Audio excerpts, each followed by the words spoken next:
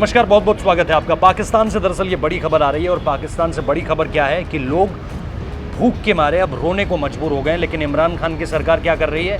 उन्हें तो सिर्फ आतंकियों को पनाह देने में अपना सारा का सारा वक्त बिताना है, अपने सारे के सारे पैसे जो हैं खर्च करने हैं वो आतंकियों को पनाह देने में बिताने हैं। और यही वजह है कि जो आम आवाम है पाकिस्तान की, जो सिंध का इलाका है, वहाँ पर लोग भूख के मारे रो रहे हैं। एक व्यक्ति की कहानी नहीं है, सिंध के अलग अलग हिस्सों में इसी तरह की तस्वीरें सामने निकल कर आ रही हैं। क्योंकि गेहूं और गेहूं से बनने वाला आटा, पहले गेहूं में महंगाई और उसके बाद आटे की जो पूरी की पूरी कीमत निकल कर सामने आ रही है वो ये कि एक रोटी की कीमत पाकिस्तान में इस वक्त पे 14 से 15 रुपए हो रखी है।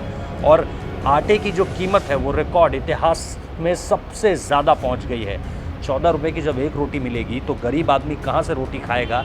ये स्थिति पाकिस्तान सरकार को भी समझनी चाहिए, वहाँ के अलग अलग कार्यालयों को भी समझनी चाहिए। लेकिन नहीं, पाकिस्तान का ध्यान सिर्फ एक चीज़ में है कि कैसे भारत में आतंकी पहुँचाया जाए, कैसे भारत को बर्बाद किया जाए, कैसे भारत के खिलाफ षड्यंत्र रचा जाए।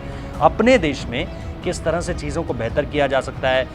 2 बार की जो है वो कैबिनेट मीटिंग कर चुके हैं इमरान खान, लेकिन लोगों को उससे राहत नहीं मिल रही है। मीटिंग करने का क्या फ़ायदा जब लोगों तक वो राहत नहीं पहुंच रही है? आप ऐलान बड़े बड़े कर देते हैं, लेकिन स्थिति क्या हो रखी है, सिंध में बन रखी है, वो उसके बारे में इमरान खान को कुछ नहीं पता है। तो ऐसे में लोग लगातार रो रहे हैं, चीखें मार रहे हैं कि आखिर सरकार की तरफ से मदद कब आएगी, कब हमें जो है आर्थिक सहायता दी जाएगी, कोई सब्सिडी, किसी तरह की कोई मदद अगर पाकिस्तान में अगर नहीं पहुंची अगले 2-4 दिन और, तो आप देखेंगे कि लोगों का भूख से बुरा हाल तो हो ही रखा है, मौत की खबरें भी आने लग जाएंगी। क्योंकि एक वक्त कोरोना का जिस दौरान लगातार संकट बढ़ रहा था, चीज़ों का रोज़गार गए, इसके अलावा प्रोडक्शन उस तरह से नहीं हुआ, तरह तरह की परेशानियां, और इन सब के बीच जो चीज़ें सामने निकल कर आई वो ये कि अब जो है लोगों के जीवन पर एक और असर ये महंगाई का पड़ रहा है, भुखमरी का पड़ रहा है कि लोगों के पास खाने तक का अनाज नहीं है। और गेहूं की जो कीमतें हैं वो लगातार उछाल मार रही हैं। और इसके साथ साथ जो हम रिपोर्ट्स देख पा रहे हैं वहाँ की, जो मैंने आपको बताया कि 75 रुपये किलो हो रखा है आटा और 15 रुपये की एक रोटी मिल रही है। आप स्थिति का अंदाज़ा लगा सकते हैं। आम गरीब लोगों के पास इस वक्त पे 100, 200, 300, 400, 500 रुपये की भी दिन की दिहाड़ी नहीं हो पा रही है। ऐसा काम भी पाकिस्तान में इस वक्त पे नहीं है। ऐसे में अगर इतनी महंगाई वहाँ पर आएगी तो आम लोग खाएंगे क्या?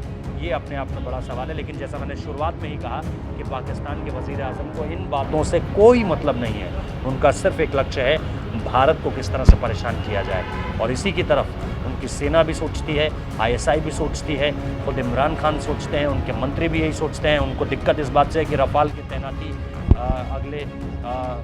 अगले 1 साल में कहीं पाकिस्तान की तरफ रफ़ाल को ना छोड़ दिया जाए। उनके स्टेटमेंट्स जो आते हैं, उनके जो आर्मी के जो जनरल हैं वो निश्चित तौर पर जाते हैं तो स्कार्दू पहुंचते हैं। वो सिंध नहीं जाते हैं, वो स्कार्दू जाते हैं ये देखने के लिए कि भारत ने रफ़ाल को लेकर कुछ बात कही है तो स्कार्दू से कहीं कुछ दिक्कत तो नहीं हो जाएगी।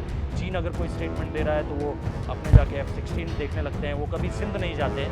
भुखमरी से जो लोग मर रहे हैं आखिर उनका क्या होगा? आप लोग इस वीडियो के बारे में क्या सोचते हैं ज़रूर बताएं।